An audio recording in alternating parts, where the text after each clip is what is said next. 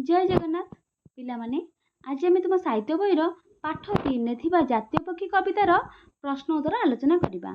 आम ये कविताटी को पूर्वर आलोचना करथिले आ तार भावार्थ मध्य बुझीथिले। तो चलो आज आम तार प्रश्न उत्तर संपूर्ण आलोचना करवा।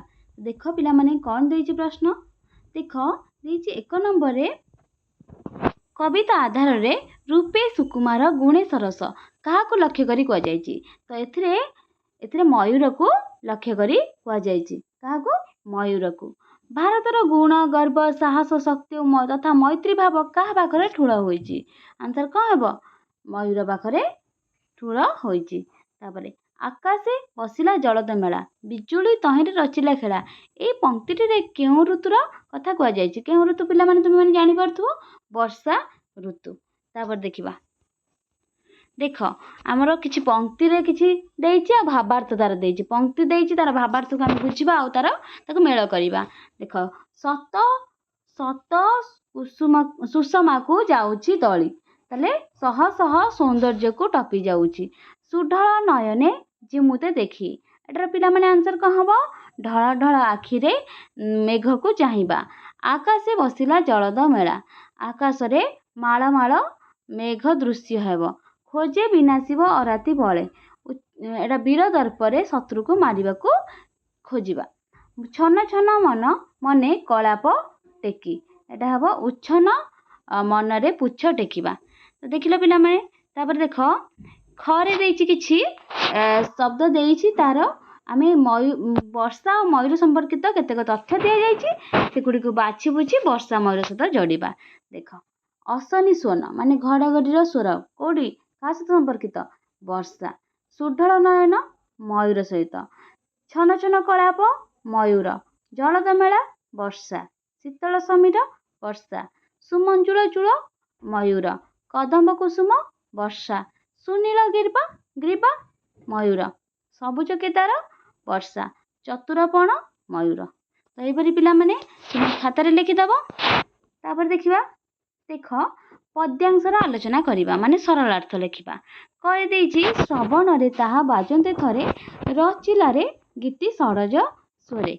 तो देखिबा आंसर कौन हबो देख पिला माने श्रवण रे डट डट डट सड़ज स्वरे। संक्षिप्त पद्यांशटी आम पठित सप्तम श्रेणी साहित्य सुमन पुस्तकर कवि अनंत पट्टनायक रचित जातीय पक्षी पद्यरू आसीअछि। एही प्रसंग रे कवि वर्षा आगमन समय रे मयूरर आनंद उल्लास और तार मधुर स्वर विषय वर्णना करजंती।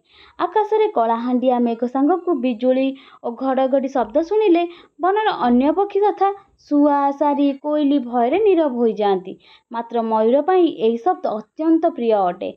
मेघर से गंभीर गर्जन मयूरर कान रे बाजिबा मात्रे से आदौ भयभीत न होई बरं आवेग भरा मनरे गाई उठे। से निजर मधुर सड़ज स्वर रे गीत रचना करी मेघ को स्वागत जनाए सते जेमिति प्रकृतिर ए भयंकर शब्द तार कंठरे एक शास्त्रीय संगीतर रूप निए। मयूरर एही गुण ताकू अन्य पक्षी मानक ठारू स्वतंत्र करने सह तार वर्षा प्रीति को स्पष्ट भावे दर्शाउची। एठारे कवि मयूरर कलात्मक प्रतिभा को अति सुंदर भाव में उपस्थापन करिसंती। तो देखिला पिला माने तो देखिबा सेकेंड प्रश्न कौन देख पिला माने सेकेंड देछि विहंगमे सार केड़े राजकीय भंगिमा तार आमे देखिबा उत्तर कौन लिखिबा देख पिला माने संक्षिप्त पद्यांशटी आम पठित साहित्य श्रेणी साहित्य सुमन पुस्तकर कवि अनंत पट्टनायक रचित जातीय पक्षी पद्यरू आसीअछि। एही प्रसंग रे कवि मयूर असाधारण सौंदर्य एवं तार गांभीर्यपूर्ण चालीचलन को अति चमत्कार भाव वर्णना करचंती। मयूर केवल देखिबाकू सुंदर नुहे बरं तार गुण और व्यक्तित्व साधुजनक मन में आनंद भरी दिए। कविंग मतरे समस्त पक्षी मध्य मयूर श्रेष्ठ बा विहंगमे सार मयूर जेतेबेले निजर मनोहर पुच्छ को मेलाई धीरे धीरे चले ताहा एक साम्राज्यर राजा भली प्रतीत हुए। तार एही राजकीय भंगिमा साहस और शक्ति ताको अन्य पक्षी मानक ठारू स्वतंत्र एवं गौरवमय स्थान प्रदान करथाए। तार रूप और गुणर समाहार ताको भारतर जातीय प्रतिभार परिचय देइथाए। देख पिला माने थर्ड प्रश्न आमे चतुरपणे से नर्तन छले ଖୋଜେ ବିନାଶିବ ଅରାତି ବଳେ। ତ ଆନ୍ସର ଦେଖିବା। ଦେଖ ପିଲାମାନେ କ'ଣ ଲେଖିବ? ସଂଶିତ ପଦ୍ୟାଂଶଟି ଆମ ପଠିତ ସପ୍ତମ ଶ୍ରେଣୀ ସାହିତ୍ୟ ସୁମନ ପୁସ୍ତକର କବି ଅନନ୍ତ ପଟ୍ଟନାୟକ ରଚିତ ଜାତୀୟ ପକ୍ଷୀ କବିତାରୁ ଆସିଅଛି। ଏହି ପ୍ରସଙ୍ଗରେ କବି ମୟୂରର ବୀରତ୍ୱ ଏବଂ ଶତ୍ରୁ ବିନାଶ କରିବାର କୌଶଳ ସମ୍ପର୍କରେ ବର୍ଣ୍ଣନା କରିଛନ୍ତି। ମୟୂର କେବଳ ଏକ ସୁନ୍ଦର ପକ୍ଷୀ ନୁହେଁ, ବରଂ ସେ ଅତ୍ୟନ୍ତ ଚତୁର ଏବଂ ସାହସୀ ମଧ୍ୟ। ବର୍ଷା ସମୟରେ ସେ ଯେତେବେଳେ ଆନନ୍ଦରେ ନୃତ୍ୟ କରେ, ସେହି ନାଚ ପଛରେ ତାର ଏକ ଗୁପ୍ତ ଉଦ୍ଦେଶ୍ୟ ଥାଏ। ମୟୂର ନିଜର ନୃତ୍ୟ ମାଧ୍ୟମରେ ଅତି ଚତୁରତାର ସହ ଶତ୍ରୁ ବା ଅରାତିମାନଙ୍କୁ ଖୋଜି ବୁଲେ। ବିଶେଷ କରି ସାପ ବା ବିଷଧରମାନଙ୍କୁ ସେ ନିଜର ପ୍ରଧାନ ଶତ୍ରୁ ବୋଲି ଭାବେ ଏବଂ ସେମାନଙ୍କୁ ବିନାଶ କରିବା ପାଇଁ ସୁଯୋଗ ଖୋଜିଥାଏ। ମୟୂରର ସେହି ବୀରତ୍ୱପୂର୍ଣ୍ଣ ଗତି ଓ ଭୀତିପ୍ରଦ ରୂପ ଦେଖି ବିଷଧର ସର୍ପମାନେ ଭୟରେ ଲୁଚି ଯାଆନ୍ତି। କବିଙ୍କ ମତରେ ମୟୂରର ଏହି ଗୁଣ ଭାରତର ସାହସ ଓ ଶକ୍ତିର ପ୍ରତୀକ ଅଟେ। ତାହାର ରୂପ ସୁକୁମାର ହେଲେ ମଧ୍ୟ ସେ ଦୁଷ୍ଟ ବା ଖଳ ଜୀବମାନଙ୍କ ମନରେ ଭୟ ସୃଷ୍ଟି କରିଥାଏ। ମୟୂରର ଏହି ବୀରତ୍ୱ ଓ କୌଶଳକୁ କବି ଅତି ନିଖୁଣ ଭାବରେ ଏଠାରେ ବର୍ଣ୍ଣନା କରିଛନ୍ତି। ଦେଖ ପିଲାମାନେ, ଚିନ୍ତା ଓ ବିଚାର କରି ଉତ୍ତର ଦେବା। ତଳେ କିଛି କବିତାଂଶ ରହିଅଛି, ସେଗୁଡ଼ିକୁ ମନ ଦେଇ ପଢ଼ ଓ ଉତ୍ତର ଦିଅ। କରେ ଦେଇଛି ଆବେଗେ ଅନାଇ ସ୍ୱାଗତ ହେ ଘନ ଉଠିଲା ଗାଇ। ଏଠାରେ କିଏ କାହାକୁ ଅନାଇଲା, କିଏ କାହାକୁ ସ୍ୱାଗତ କଲା? ଦେଖ ଆନ୍ସର ହେବ ଏଠାରେ କିଏ କାହାକୁ ଅନାଇଲା? ଏଠାରେ ମୟୂର ମେଘକୁ ଅନାଇଲା। ମୟୂର ମେଘକୁ ଅନାଇଲା ଆଉ କିଏ କାହାକୁ ସ୍ୱାଗତ କଲା? ମେଘ ମୟୂରକୁ ସ୍ୱାଗତ କଲା। ତ ଦେଖିବା ଆମେ ଉତ୍ତର କ'ଣ ଲେଖିବା। ଦେଖ ପିଲାମାନେ, ଏଠାରେ ମୟୂର ଆକାଶରେ ଜମିଥିବା କଳା ମେଘକୁ ଅତି ଆବେଗର ସହ ଅନାଇଲା ଏବଂ ମୟୂର ତାର ସଡ଼ଜ ମଧୁର ସ୍ୱରରେ ଗୀତ ଗାଇ ଆକାଶର ମେଘକୁ ସ୍ୱାଗତ କଲା। ବୁଝିପାରିଲ? ତାପରେ ଦେଖିବା, ଖଳ ଜୀବ ମନେ ଆଣେ ସେ ଭୀତି, ଦେଖାଏ ତା ଆଗେ ବଡ଼ିମା ରୀତି। ଏଠାରେ କବି କାହିଁକି ଏକଥା ବ୍ୟକ୍ତ କରିଛନ୍ତି? କବିଙ୍କ ମତରେ ମୟୂର କେବଳ ସୁକୁମାର ନୁହେଁ, ବରଂ ସାହସୀ ମଧ୍ୟ। ସେ ନିଜର ବୀରତ୍ୱପୂର୍ଣ୍ଣ ଗତି ଓ ଚତୁରତା ଦ୍ୱାରା ସାପ ପରି ଖଳ ବିଷଧର ଜୀବଙ୍କ ମଧ୍ୟରେ ଭୟ ସୃଷ୍ଟି କରେ। ତେଣୁ ମୟୂରର ଗର୍ବିତ ଶୈଳୀକୁ କବି ଏଠାରେ ବ୍ୟକ୍ତ କରିଛନ୍ତି। ସେଥିପାଇଁ କି ବା ଜାତୀୟ ପକ୍ଷୀ ସେ ଜାତି ପ୍ରତିଭା। କେଉଁ କେଉଁ ଗୁଣ ପାଇଁ କବି ମୟୂରକୁ ଜାତୀୟ ପକ୍ଷୀ ବୋଲି ପ୍ରକାଶ କରିଛନ୍ତି? ମୟୂରଠାରେ ଭାରତର ସାହସ, ଶକ୍ତି, ମୈତ୍ରୀ, ନୃତ୍ୟ ଓ କଳାର ଅତୁଳନୀୟ ଗୁଣ ସମୂହ ଏକାଠି ହୋଇଛି। ଏହି ଜାତିର ପ୍ରତିଭା ଓ ରାଜକୀୟ ଭଙ୍ଗିମା ପାଇଁ କବି ମୟୂରକୁ ଜାତୀୟ ପକ୍ଷୀ ବୋଲି ପ୍ରକାଶ କରିଛନ୍ତି। ଦେଖ ଅନୁମାନ ଓ କଳ୍ପନାରୁ କରିଦେଇଛି ମୟୂର ଏକ ଅସାଧାରଣ ପକ୍ଷୀ। ଏହାର ସ୍ୱତନ୍ତ୍ରତା କ'ଣ? ସ୍ୱତନ୍ତ୍ରତା କ'ଣ ଦେଖିବା ପିଲାମାନେ। ତାର ଆନ୍ସର ହେବ ଦେଖ, ମୟୂରର ସୁନୀଳ ଗ୍ରୀବା, ଚୂଳ ଓ ହୀରା ନୀଳା ପରି ଝଟକୁଥିବା ପୁଚ୍ଛ ତାକୁ ଅନ୍ୟ ପକ୍ଷୀଙ୍କ ଠାରୁ ସ୍ୱତନ୍ତ୍ର କରିଥାଏ। ଘରେ ଦେଇଛି ମୟୂରକୁ କାହିଁକି ଜାତୀୟ ପକ୍ଷୀର ମାନ୍ୟତା ଦିଆଯାଇଛି? ଆନ୍ସର ଦେଖିବା। ଏହାର ଉତ୍ତର ହେବ ମୟୂରଠାରେ ଭାରତର ସାହସ, ଶକ୍ତି, ମୈତ୍ରୀ, ନୃତ୍ୟ ଓ କଳାର ଅତୁଳନୀୟ ଗୁଣ ସମୂହ ଏକାଠି ହୋଇଛି। ଏହି ଜାତିର ପ୍ରତିଭା ଓ ରାଜକୀୟ ଭଙ୍ଗିମା ପାଇଁ କବି ମୟୂରକୁ ଜାତୀୟ ପକ୍ଷୀ ବୋଲି ପ୍ରକାଶ କରିଛନ୍ତି। ଘରେ ନୂଆ ମେଘକୁ ଦେଖି ମୟୂରର କି ପରିବର୍ତ୍ତନ ହେଲା? ଉତ୍ତର ହେବ ଆକାଶରେ ନୂଆ ମେଘ ଦେଖିଲେ ମୟୂର ଅତ୍ୟନ୍ତ ଆନନ୍ଦିତ ହୋଇଉଠେ। ସେ ନିଜର ରଙ୍ଗୀନ ପୁଚ୍ଛ ମେଲାଇ ମନଭରି ନୃତ୍ୟ କରିବାକୁ ଲାଗେ। ଘରେ ଦେଇଛି ମୟୂରର ବୀରଦର୍ପ ଦେଖି କେଉଁ କେଉଁ ଜୀବ ଲୁଚିଗଲେ? ଏହାର ଉତ୍ତର ହେବ ମୟୂରର ବୀରତ୍ୱପୂର୍ଣ୍ଣ ଗତି ଓ ଛାଇ ଦେଖି ବିଷଧର ସର୍ପମାନେ ଭୟରେ ଲୁଚିଗଲେ। ଦେଖ ପିଲାମାନେ, ଯଦି ତୁମେ ମୟୂରର ଭାଷା ବୁଝିପାରନ୍ତ ତେବେ ତା ସହ କ'ଣ କଥା ହୁଅନ୍ତ? ତାହେଲେ ଉତ୍ତର, ଯଦି ମୁଁ ମୟୂରର ଭାଷା ବୁଝିପାରନ୍ତି ତେବେ ମୁଁ ତାର ସୁନ୍ଦର ପୁଚ୍ଛ ଏବଂ ମନୋହର ନୃତ୍ୟ ବିଷୟରେ ପଚାରନ୍ତି। ମେଘ ଦେଖିଲେ ତାକୁ କେମିତି ଲାଗେ ଓ ପ୍ରକୃତିର ସୌନ୍ଦର୍ଯ୍ୟ ବଢ଼ାଇବାରେ ସେ କିପରି ଅନୁଭବ କରେ, ସେ ବିଷୟରେ ମଧ୍ୟ ତା ସହିତ କଥା ହୁଅନ୍ତି। ଦେଖ ପିଲାମାନେ, ଦେଇଛି ଭାଷା ଜଣାଇ ଏତିକି ଖୁସି ଅନ୍ତରେ, ନାଚିଲା ସେ ପୁଣି ଦ୍ରୁତ ମନ୍ଥରେ, ଦେଖି ପୁଣି ସବୁ ଅଥୟ ମନ, ଝରାଇଲା ନୀର ଆକାଶ ଘନ, ପିଇ ତାହା ସୁଖେ, ନାଚିଲା ମୟୂର ସକଳ ସୁଖେ। ଦେଖ ପିଲାମାନେ, ସଜଳ ମୁଖେ। ଦେଖ ରେଖାଙ୍କିତ ଶବ୍ଦ ଦୁଇଟି ଉପରେ ଧ୍ୟାନ ଦିଅ। ନାଚିଲା ଓ ଚାହିଁଲା ଏ ଦୁଇଟି ରେଖାଙ୍କିତ ଶବ୍ଦରୁ ମୟୂରର ନାଚିବା ଓ ଚାହିଁବା କାର୍ଯ୍ୟ ସୂଚିତ ହେଉଅଛି। ଏହି କାର୍ଯ୍ୟ ସୂଚିତ ହେଉଥିବା ପଦକୁ କ୍ରିୟାପଦ କହନ୍ତି। ଏହି କବିତାରେ ଏହିଭଳି ଆଉ କେତେକ କ୍ରିୟାପଦ ରହିଛି, ସେଗୁଡ଼ିକୁ ଖୋଜି ଲେଖ। ତ ଆମେ ଦେଖିବା ଏବେ କବିତାରେ କ୍ରିୟାପଦ ଗୁଡ଼ିକ କ'ଣ ଅଛି। ଦେଖ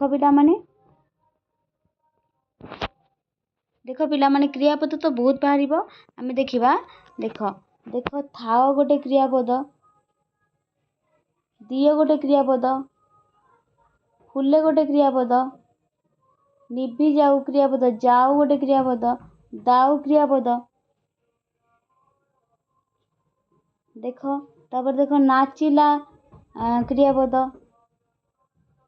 ଦେଖି, ଝରାଇଲା, ଚାହିଁଲା ଏସବୁ ଗୋଟେ ଗୋଟେ କ୍ରିୟାପଦ। ତାପରେ ଥମି ଯାଇ, ଆରମ୍ଭିଲା, ଖୋଜେ, ବିନାଶିବ, ଲୁଚିଲେ, ଏଥିରେ ଅଛି ବୁଣେ, ଆଣେ, ଦେଖାଏ। ତାପରେ ଏଥିରେ ଅଛି ଦେଖ ପିଲାମାନେ ଠୁଳ। ଏସବୁ ହେଉଛି ଗୋଟେ ଗୋଟେ କ୍ରିୟାପଦ। ତାପରେ ଆମେ ଦେଖିବା ନେକ୍ସଟ କ'ଣ ଅଛି। ଦେଖ ପିଲାମାନେ ନାମ ଓ ଗୁଣ ସଂଯୁକ୍ତ ପଦାବଳୀ। ସୁନୀଳ ଗ୍ରୀବାଟି ଢଳାଇ ଧୀରେ। ରେଖାଙ୍କିତ ଯୋଡ଼ି ପଦରେ ଗ୍ରୀବା ହେଉଛି ଏକ ନାମ ଓ ତା ପୂର୍ବରୁ ଥିବା ସୁନୀଳ ଶବ୍ଦଟି ହେଉଛି ତାର ଗୁଣ। ଏହିପରି କବିତାରୁ ନାମ ଓ ଗୁଣ ସଂଯୁକ୍ତ ପଦଗୁଡ଼ିକୁ ବାଛ, ସେଗୁଡ଼ିକୁ ଖାତାରେ ଟିପି ରଖ। ଦେଖ ଆମେ ନାମ ଆଉ ଗୁଣ କ'ଣ କ'ଣ ସବୁ ଅଛି ଆମେ ଦେଖିଦେବା କବିତାରୁ। ଏପରି ସୁନୀଳ ଗ୍ରୀବା, ସେହିପରି କ'ଣ ହବ।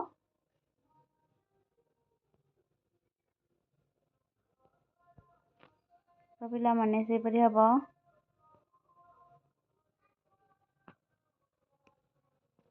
ପ୍ରସନ୍ନ ଅତି ହବ, ଚତୁରପଣେ ହବ, ଆଉ କ'ଣ ହବ ଖଳ ଯିବ, ବଡ଼ିମା ରୀତି,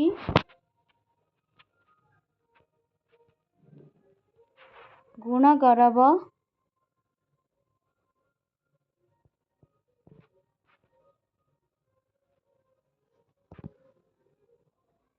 ଏହିପରି ଆମେ ଦେଖିଲେ। ତ ଦେଖିବା ନେକ୍ସଟ କ'ଣ ଦେଇଛି। ଶବ୍ଦ ଓ ଅର୍ଥର ଖେଳ। ଦେଖ ଏଥିରେ ଆମର କିଛି ଶବ୍ଦ ରହିଛି, ତାର ଅର୍ଥ ଆମେ ଦେଖିବା। ଦେଖ ସମୀର, ସମୀରକୁ ବୁଝାଉଥିବା ଶବ୍ଦ ଏଠି କ'ଣ ହବ। ସମୀର ଅର୍ଥ ପବନ। ଦେଖ ଏଠି ପିଲାମାନେ ପବନ, ସମୀର ଅର୍ଥ ପବନ ଓ ସମୀରଣ। ବିହଙ୍ଗମ ଅର୍ଥ ହେଉଛି ଖଗ ଆଉ ଦ୍ୱିଜ। ଅରାତି, ଅରାତି ମାନେ ଅଇରି ଆଉ ଶତ୍ରୁ। ଅଶନି, ଅଶନି ହେଉଛି ଅଶନି କ'ଣ ବଜ୍ର ଆଉ ଘଡ଼ଘଡ଼ି। ଏପଟେ ନେବା ବଜ୍ର ଏବଂ ଘଡ଼ଘଡ଼ି। କୁସୁମ, କୁସୁମ ମାନେ ହେଉଛି ଫୁଲ ପୁଷ୍ପ। ଜଳଦ, ଜଳଦର ଅର୍ଥ କ'ଣ ରହିଲା ଜିମୁତ ଆଉ ଘନ। ବୁଝିଲେ କି ପିଲାମାନେ, ସବୁ ଖାତାରେ ଲେଖିଦେବ। ଦେଖ କବିତାରୁ ଖୋଜ। ତ କବିତାରୁ ଖୋଜିବା ଆଉ କବିତାର ଏହା ପ୍ରଥମ ପଦ ଦେଇଛି। ଏହି ପଦଟିରେ ବର୍ଷାର ଆଗମନ ବର୍ଷା ବର୍ଣ୍ଣନା କରାଯାଇଛି। ଏହି ହେଉଛି ବର୍ଣ୍ଣନାତ୍ମକ ଶୈଳୀ। ସେହିଭଳି କବିତାର ମୟୂରର ବର୍ଣ୍ଣନା ଓ ତାର ରୂପଗୁଣ ବର୍ଣ୍ଣନା ରହିଅଛି, ତାହା ଖୋଜି ବାହାର କର। ତାପରେ ସ୍ୱାଗତ ହେ ଘନେ ଉଠିଲା ଗାଈ। ଏହା କବିତାରେ ପ୍ରଦତ୍ତ କଥୋପକଥନ ଶୈଳୀର ନମୁନା। କବିତାର ଏହି ପଦଟିରେ ଆକାଶ, ବିଜୁଳି, କଦମ୍ବ, ସମୀର ଶବ୍ଦର ପ୍ରୟୋଗକୁ ଲକ୍ଷ୍ୟ କର। ବର୍ଷା ଋତୁର ବର୍ଣ୍ଣନା ପାଇଁ ଏହି ଶବ୍ଦଗୁଡ଼ିକର ଆବଶ୍ୟକତା ରହିଛି। ଏହାକୁ ନେଇ ଆଉ ଗୋଟିଏ କବିତା ଲେଖିଲେ ଏଇଭଳି ହୋଇପାରିଥାନ୍ତା, ତାହାକୁ ଲକ୍ଷ୍ୟ କର। ଆଉ ଦେଖ ଏହିପରି କବିତା ହେଇପାରିବ। ତୁମେ ଏଇଭଳି କବିତା ଲେଖିବାକୁ ଚେଷ୍ଟା କର, ବନ୍ଧୁମାନଙ୍କ ମେଳରେ ଆଲୋଚନା କର। ଦେଖ ଆମେ ଏସବୁ ଦେଖିଲେ ପ୍ରଶ୍ନ ଉତ୍ତର, ପାଠର ଆଗକୁ ଆମର କରିବାର ନାହିଁ। ଆମେ ପାଠ ଅନ୍ତର୍ଗତ ଆମେ ଦେଖିଦେଲେ। ତ ଯଦି ତୁମକୁ ଭିଡ଼ିଓଟି ଭଲ ଲାଗିଥିବ ତାହେଲେ ନିହାତି ଭାବରେ କମେଣ୍ଟରେ କହିବ। ଯଦି ନୂଆ କରି ଭିଡ଼ିଓକୁ ଆସିଥିବ ତାହେଲେ ଚ୍ୟାନେଲଟିକୁ ସବସ୍କ୍ରାଇବ୍ କରିଦେବ ଆଉ ଲାଇକ୍ କରି ସାଙ୍ଗମାନଙ୍କ ସହିତ ସେୟାର କରିଦେବ। ତ ରହିଲି ଆଜି ପାଇଁ ଏତିକି। ପୁଣି ଆମେ ଆଉ ଗୋଟେ ନେକ୍ସଟ କ୍ଲାସ୍ ଆଣିବା।